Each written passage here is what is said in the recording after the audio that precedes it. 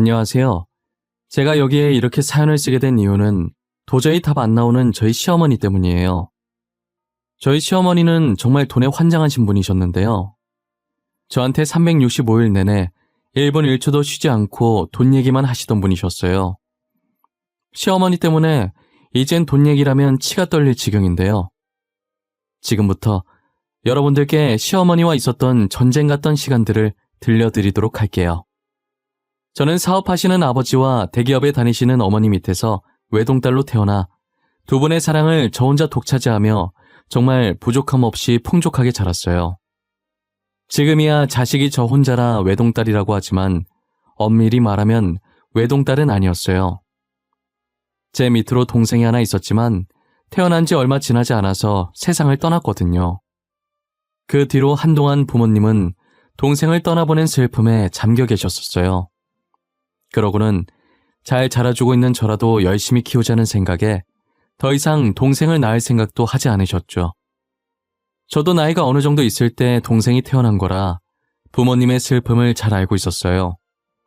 그래서 부모님께 실망시켜드리지 않기 위해 공부도 열심히 하고 말썽도 안 피웠었어요. 덕분에 저도 어머니처럼 대기업이라는 번듯한 직장을 얻게 되었죠. 아버지께서는 하나밖에 없는 딸이 자신의 회사를 이어받았으면 하지만 아직 제가 젊기도 하고 지금은 여러 가지 일을 해보고 싶어서 정중히 거절했어요. 저는 고등학생 때부터 만났던 오래된 남자친구가 있었어요. 남자친구는 저보다 2살 많은 같은 동아리 선배였고 처음엔 소꿉장난처럼 가볍게 만나려고 했는데 이렇게 길게 만나 결혼까지 하게 될 줄은 꿈에도 몰랐어요. 남편이 현재는 의사라 사람들이 제게 봉잡았다고 하지만 그것도 전부 제 노력으로 만들어준 자리예요. 형편이 어려워서 포기하려고 하길래 제가 모아둔 돈으로 등록금도 대주고 뒷바라지를 다 해줬었거든요. 주변에서 다들 그렇게 다 퍼주다가 남자 잘 되면 떠난다고 겁을 줬었는데 남편은 다행히 의사가 되고 제가 대기업에 취업을 하자마자 청혼을 하더라고요. 사실 남편이 의사 되자마자 바로 청혼을 하려고 했는데 제가 취업 준비 중이기도 했고 직장 없이는 자신의 청혼을 안 받아줄 것 같아서 미뤘었다고 하는 거예요. 저는 남편 말처럼 직장 없으면 시어머니께서 마음에 안 들어 하실 것 같아서 만약 백수일 때 청혼했으면 안 받아주려고 했었어요. 하지만 직장이 있다고 해서 시어머니께서 마음에 들어 하실 거라는 보장이 없더라고요. 처음 제가 남편 집에 인사드리러 갔을 때 저를 바라보시는 시어머니 표정이 좋지가 않았어요. 평소 명품을 즐기는 편은 아니지만 그날은 잘 보이고 싶은 마음에 깔끔한 옷을 찾다 보니 죄다 편안한 복장뿐이고 입을 만한 게 명품 옷밖에 없는 거예요. 그래서 명품 옷을 입고 갔는데 혹시나 어머니께서 명품 옷인 걸 알아차리고 어린애가 벌써부터 사치한다는 생각에 안 좋게 보신 건 아닌지 걱정했었어요. 제가 가려고 가방을 챙길 때까지도 시어머니의 표정이 좋지 않아서 결혼은 못하겠구나 생각을 했었죠. 아니나 다를까 신발을 신고 나가려고 할 때쯤 시어머니께서 제게 남편과 헤어지라고 2번 다시는 볼 일 없었으면 좋겠다고 하시더라고요. 남편은 저를 데려다 주려고 했지만 혼자 가고 싶은 마음에 괜찮다고 하고 서둘러 나왔어요. 저는 한숨을 푹 쉬고 터덜터덜 걷고 있었는데 남편한테 전화가 오더라고요. 시어머니께서 급하게 다시 저를 찾는다고 근처에 있으면 빨리 와달라고 하면서요. 저는 그때 구두를 신고 있었는데 발이 아픈지도 모를 정도로 왔던 길을 열심히 뛰어갔어요. 단 몇 분 사이에 시어머니는 아까 제게 보인 태도는 온데간데 없었고 저를 환대해 주시더라고요. 그리고 처음 방문했을 땐 안 보였던 신호도 함께 저를 맞이했어요. 사실 저를 맞이했다기보단 제 옷을 맞이했다는 게 더 어울리지만요. 맞네. 내가 잘못 본 게 아니었어. 저거 구찌잖아, 구찌. 저 목 부분의 패턴. 나갈 때 살짝 봤었는데 역시 내 눈은 정확하다니까? 저 옷 진짜 비쌀 텐데 대박. 아까는 내가 미안했어요. 기분 나쁘게 했다면 사과할게요. 아버지 사업하신다면서요? 이렇게 귀한 분을 푸대접했으니 어쩌나. 언니, 이거 얼마 주고 샀어요? 설마 치마도 구찌예요? 헐, 구두랑 가방은 또 생로랑이네? 역시 사업하는 집안은 다르구나. 옷까지 명품으로 입는 사람 처음 봐요. 예, 너는 방 안에 들어가 있어. 어른들 이야기하는 거 안 보여? 아까는 정말 미안했어요. 저희 집이 보다시피 형편이 좋은 편이 아니라서 비슷한 집안에 장가 보내면 아들만 힘들어질까 봐. 알고 보니 시어머니께서는 제가 본인 집안과 비슷한 집안인 줄 알고 차갑게 대하신 것이었어요.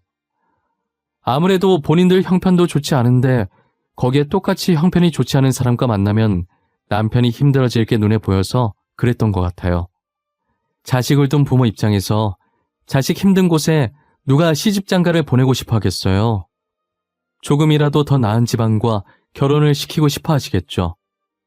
시어머니의 심정을 이해 못하는 건 아니었기 때문에 돈만 보고 저를 허락한 것 같아 기분은 좀 그랬지만 마음에 담아두지 않기로 했어요. 첫 만남 때도 시어머니께서 예사본이 아니시라는 걸 느꼈지만 결혼 준비를 하면서 본격적으로 시어머니와 저는 부딪히기 시작했어요. 저희 집안이 부유하다는 점과 남편이 의사라는 걸 내세워서 제게 신혼집을 요구하는 거예요. 신혼집이 한두 푼도 아닌데 컴퓨터 하나 사듯 35평 방 3개 딸린 아파트면 좋겠다면서 거기에 저희 부부와 시어머니의 신호까지 살면 딱 좋겠다고 하시더라고요. 저희 쪽에서 해오라고 못 박는 것도 어이가 없는데 신혼집에 왜 시어머니와 신호까지 살아야 하는지 제 머리로는 도저히 이해가 안 되는 부분이었어요. 어머님, 신혼집을 왜 저희 집에서 해와요? 아니, 그리고 만약 저희 집에서 해온다고 쳐도 신혼집에 왜 어머니랑 아가씨까지 같이 살아야 해요? 어머, 그럼 우리는 계속 다 쓰러져가는 집에 살아야 하니? 너도 우리 집 와봐서 할 거 아니니? 아, 방 3개는 좁아서 그러니? 그럼 방 4개짜리 아파트에 우리도 들어가서 사는 걸로 하자. 어떠니? 제 말은 그런 뜻이 아니잖아요, 어머님. 신혼집은 말 그대로 신혼집인데 왜 저희 신혼집에 어머니랑 아가씨가 자꾸 들어오려고 하시냐고요. 그럼 너가 우리 집도 하나 더 구해줄 거니? 그렇다면 사양은 하지 않으마. 내 조건에 이행하지 못하겠으면 지금이라도 파혼해. 우리 아들이야 의사라서 장가갈 곳 많으니까. 시어머니의 태도는 뻔뻔해도 그렇게 뻔뻔할 수가 없었어요. 며칠째 끝없이 제 회사에 찾아오면서까지 신혼집에 대해 닥달을 하셨고 저는 파혼을 할까 싶다가도 남편 의사 만든 게 아까워서 오기로 시어머니 조건을 맞춰주기로 했어요. 신혼집은 저희 집에서 해가는 걸로 했고 제가 모았던 돈으로 전세지만 시댁집을 새로 구해주었죠. 그래도 양심이 조금이라도 남아있었는지 시어머니께서 먼저 혼수를 해주신다고 하시더라고요. 별로 기대도 안 했었지만 결혼 후 신혼집에 입주해서 도착한 혼수 보고 기절할 뻔했어요. 며느리한테는 신혼집 해오라고 직장까지 찾아와서 그렇게 난리치더니 어떻게 아들 장가 보내면서 혼수를 중고로 해주실 생각을 했는지 모르겠더라고요.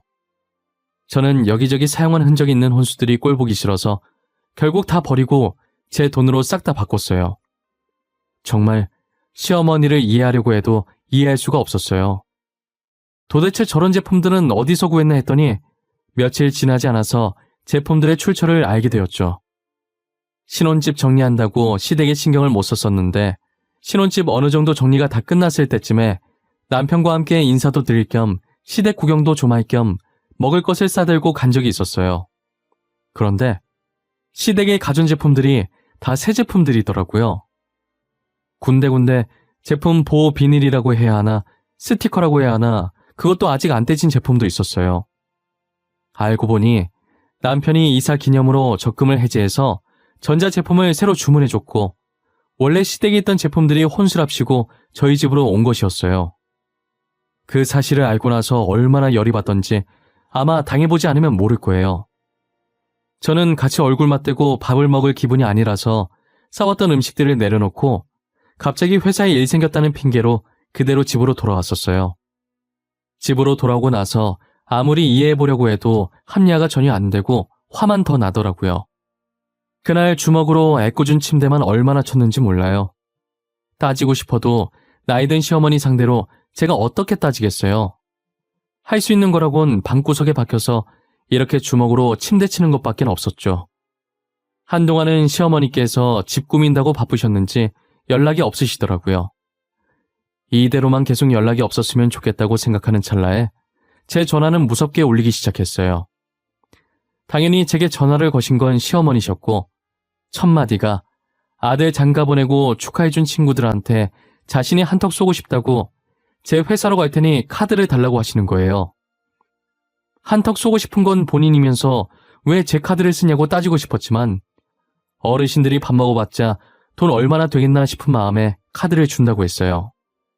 그런데 일하는 도중 문자가 2개 정도 날라와서 잠깐 봤는데 문자를 확인하자마자 거짓말 안 치고 너무 놀라서 그 자리에서 폰 떨어뜨리고 소리를 질러버린 거예요.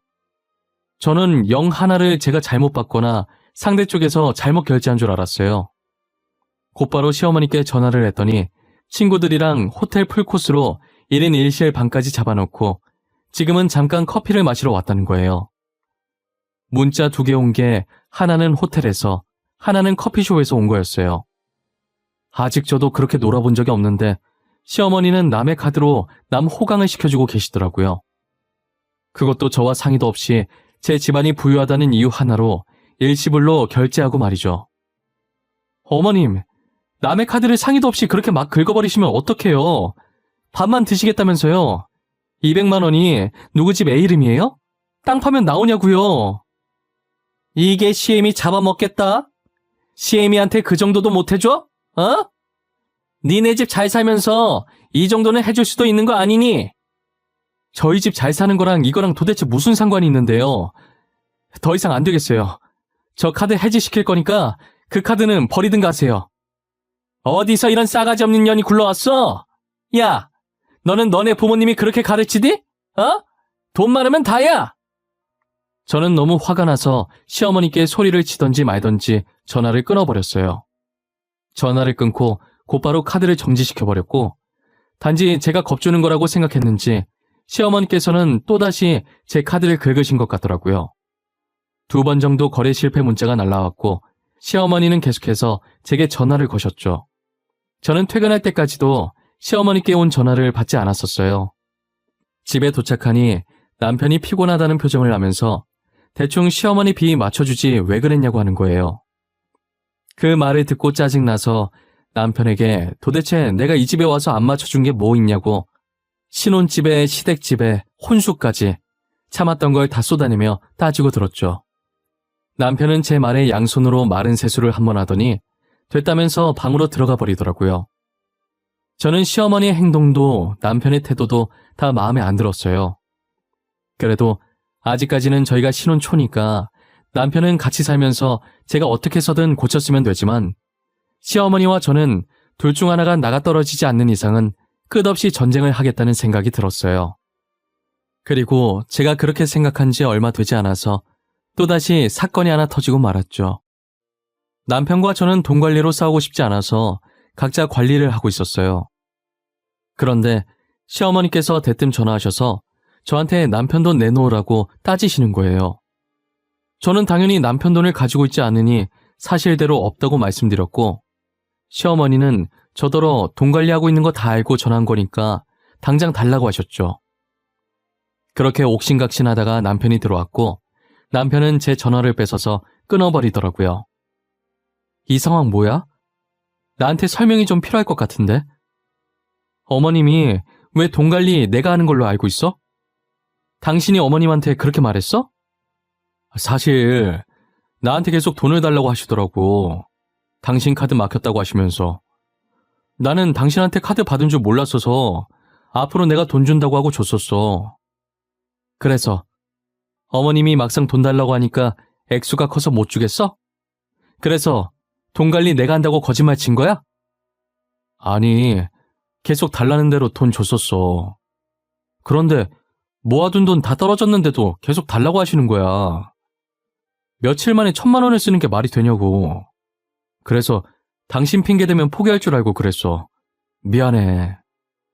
뭐? 1,000만 원? 미친 거 아니야?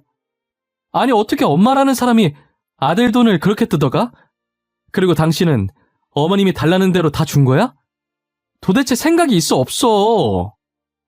남편의 말을 듣고 있으니 정말 어처구니가 없었어요.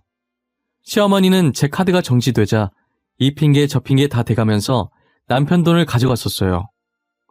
남편도 처음엔 단지 제가 밥값 가지고 그런다라는 시어머니의 말 듣고 저한테 짜증을 낸 것이었는데 자기도 당해보니 시어머니의 씀씀이가 보통이 아니라는 걸 알게 된 거죠. 자신의 아들한테까지 저러는 걸 보고 나니 저는 시어머니를 이길 방도가 없다는 걸 깨달았어요. 시어머니께서는 남의 집까지 비교해가면서 뻔뻔하게 용돈과 생활비를 따로 달라고 하시더라고요. 그러면서 어처구니 없는 가격을 제안하더니 신우 형편 어렵다고 신우 생활비도 보태달라고 하시는 거예요. 돈 관리처럼 가족들도 각자 보살피기로 합의해서 시댁 용돈은 남편이 주고 있었거든요. 그런데 시어머니께서 제게 그렇게 말하니 저는 당연히 그렇게 못 드린다고 말했죠.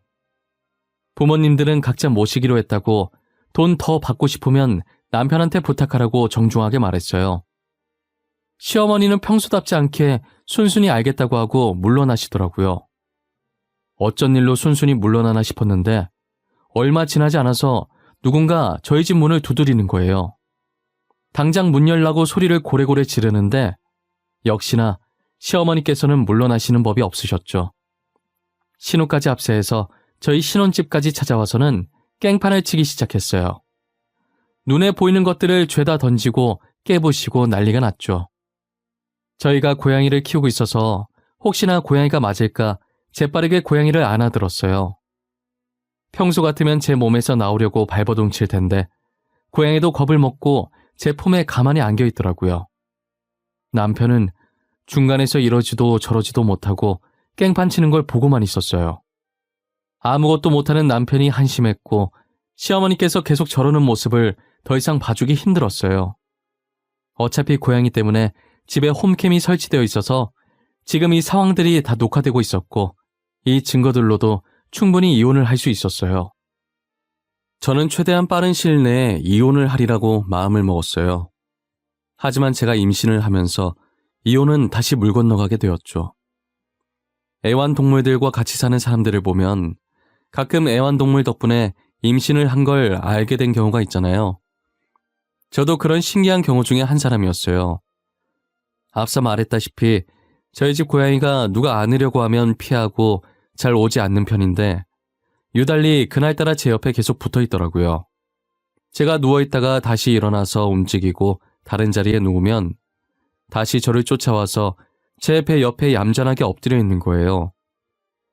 갑자기 왜 저러나 싶었는데 갑자기 애완동물로 임신을 알아차린 사람의 글이 떠올랐고 저는 혹시나 하는 마음에 임신 테스트기를 해봤었어요.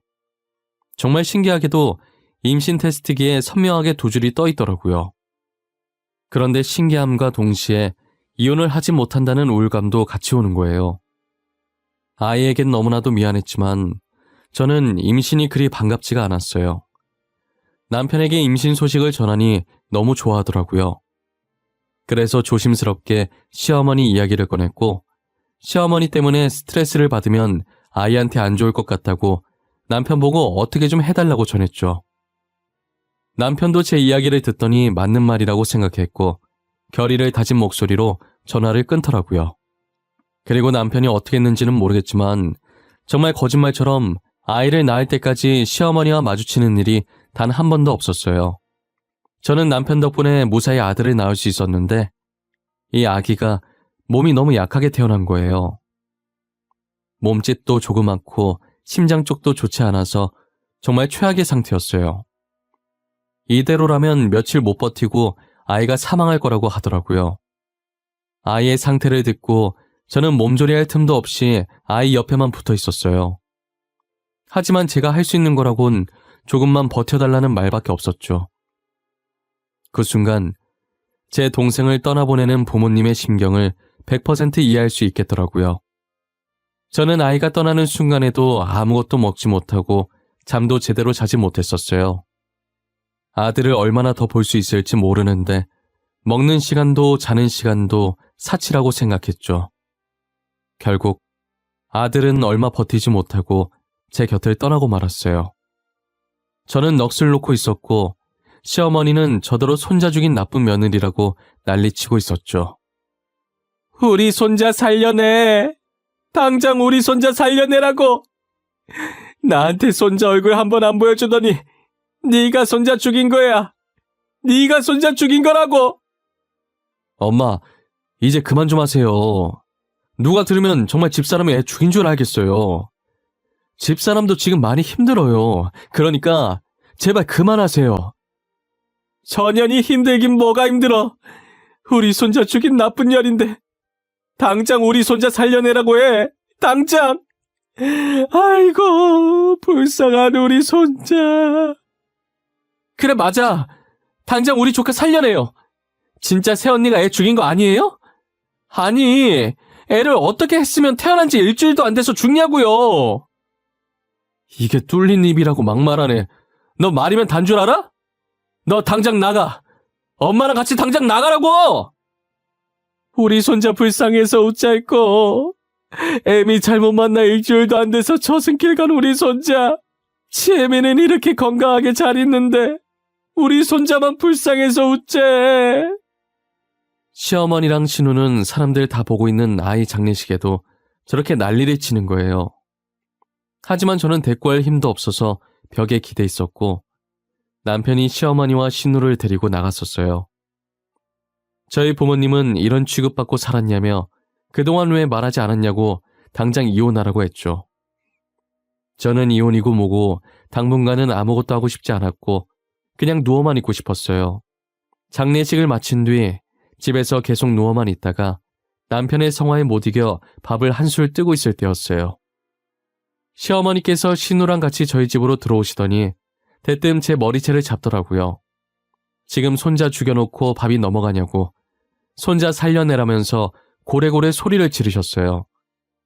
저는 아이를 잃어 슬퍼할 겨를도 없이 왜 이런 취급을 받고 있어야 하는지 모르겠어서 그동안 참아왔던 화가 폭발하면서 제 머리를 잡고 있는 시어머니를 패대기 쳐버렸어요.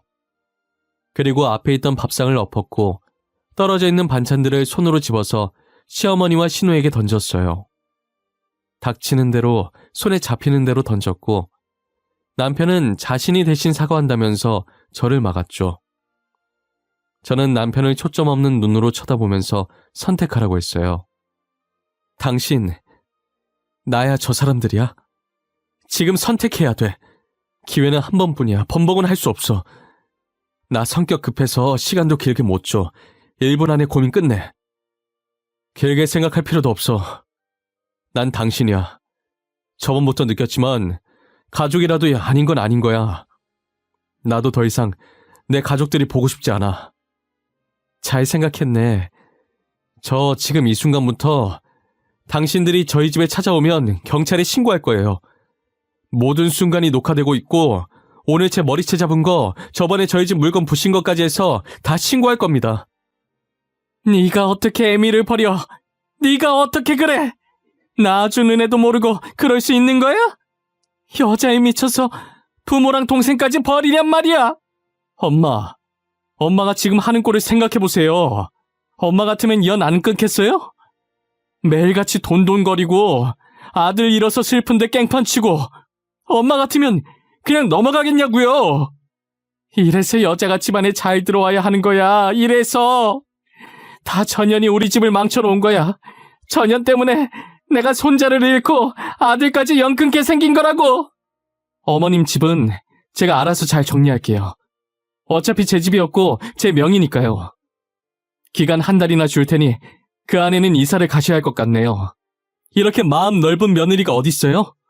남편은 1초도 고민 없이 저를 선택했고 저는 시댁집을 뺀다고 하고 시어머니와 신우를 내쫓았어요. 시어머니와 신우는 아까까지만 해도 기세등등하더니 남편도 자신들을 버리고 저도 시댁집 정리한다고 하니 뒤늦게야 머리 조아리고 빌기 시작하더라고요. 이대로 집을 정리하면 갈 곳이 없어서 길거리에 나앉아야 한다고 한 번만 봐달라고 하는 거예요. 그래서 저는 신우 가방을 가리키면서 저거라도 팔라고 그럼 원룸 보증금은 나올 거라고 했죠. 그리고는 저는 가차없이 집 문을 닫아버렸어요. 밖에서는 시어머니와 신우가 계속 문을 두드리면서 잘못했다고 소리치고 난리도 아니었고 결국 주민들의 신고로 시어머니와 신우는 경찰 손에 이끌려서 나가게 됐어요. 남편은 나의 시댁을 없는 사람으로 취급하기로 했는지 연락처도 바꾸고 제게 이사를 가자고 하더라고요. 그래서 저는 살던 집을 팔아버리고 비슷한 금액과 크기의 아파트로 다시 이사를 갔어요. 시댁집은 전세라 집주인한테 사정이 있어서 한 달 뒤에 나간다고 전세금을 받아놓은 상태예요. 혹시나 하는 마음에 제 경력을 가지고 다른 대기업 회사로 직장도 옮겼어요. 그 뒤로는 저도 연락처를 바꿔버려서 현재 시어머니와 신우의 소식을 모르지만 아마도 신우 가방을 팔아서 보증금 정도는 구하지 않았을까 싶어요. 사실 그들의 근황은 제 알 바가 아니라서 궁금하지도 않아요. 저는 시댁으로부터 벗어난 지금 이 시점이 정말 행복하고 좋아요. 평생 이대로 아무 간섭도 걱정도 없이 쭉 이렇게만 남편과 둘이서 지냈으면 좋겠어요. 남편은 그동안 알아주지 못해서 그리고 시어머니 대신해서 정말 미안하다고 하더라고요. 그렇다고 다시 시어머니를 만나고 싶은 생각은 전혀 없다고 하면서요. 아직도 가끔 그때 호텔 200만 원 사건에 대해 잘 모르고 짜증만 냈다고 미안해해요. 사람은 겪어봐야 아는 거라고 자신이 겪어보니 아들인 자기도 이렇게 스트레스인데 따지고 보면 피 한 방울 안 섞인 제가 얼마나 스트레스였을지 이제야 알겠다면서요.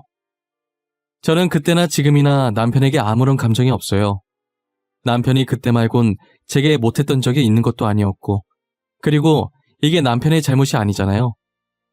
온전히 돈밖에 모르고 저를 돈으로만 본 시어머니와 신우의 잘못인 거죠. 저는 같은 핏줄이라는 이유로 제게 미안할 짓도 안 했는데 대신 미안해하지 않았으면 좋겠다고 말했어요. 남편은 시어머니께 당하면서도 끝까지 자신을 버리지 않아줘서 고맙다며 눈물을 글썽거렸어요. 현재 저와 남편은 누구보다도 사이좋게 잘 지내고 있어요. 그리고 벌써 저 일이 일어난 지도 2년이 지나서 지금은 손바닥만하게 작은 딸 하나를 키우고 있죠. 태어난 지 이제 일주일밖에 안 돼서 그런지 앞전에 떠나보낸 아들 생각이 문득 나더라고요. 다행히 딸은 아들과 다르게 건강하게 태어나다 못해 우량아로 태어났어요. 어찌나 건강한지 모유도 엄청 잘 먹고 잠도 제 시간에 잘 자더라고요. 요즘은 남편이나 저나 딸아이 키우는 재미로 살고 있어요. 우스갯소리지만 딸이 저를 안 닮고 남편을 닮아서 벌써부터 이목구비가 뚜렷하고 이쁘더라고요. 자기랑 똑같이 생겼다며 완전히 딸바보가 된 남편은 다니던 병원까지 그만두고 아이를 봐주고 있어요. 저는 더 쉬면 복직이 어려울 것 같아서 출산 휴가만 끝나면 곧바로 복직을 할 생각이에요. 남편은 저희 아버지께서 크지는 않지만 그래도 조그맣게 개인 병원 하나 차려주신다고 하셔서 딸아이가 어느 정도 크게 되면 다시 의사 생활을 시작하려고 생각하고 있죠. 앞으로도 이대로만 잠잠하게 아무 탈 없이 새 가족이 잘 지냈으면 좋겠어요.